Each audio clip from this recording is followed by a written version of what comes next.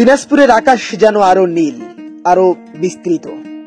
গ্রীষ্মের হালকা উষ্ণতাকে পাশ কাটিয়ে যখন হাওয়ায় ছুঁয়ে যায় লিচু গাছের ডাল, তখন পাতার ফাঁকে ফাঁকে ধরা দেয় এক অপরূপ দৃশ্য, লিচুর মুকুল। এই মুকুল শুধু গাছের ফোটা একটি গ্রীষ্মকালীন ফুল নয়, এ যেন এক প্রতিশ্রুতি, রসালো দিন, মিষ্টি দুপুর, আর এক বালকের চঞ্চলতা।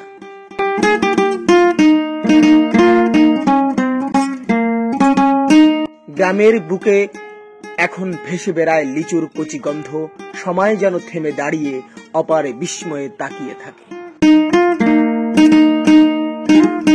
লিচু এসেছে এ সংবাদে যেন চঞ্চল হয়ে ওঠে প্রকৃতি নিজেই। শালিক কোকিলের ডাকে মিশে যায় এক সুপ্ত উল্লাস। দিনাজপুর এখন লিচুর গ্রানে মাতোয়ারা।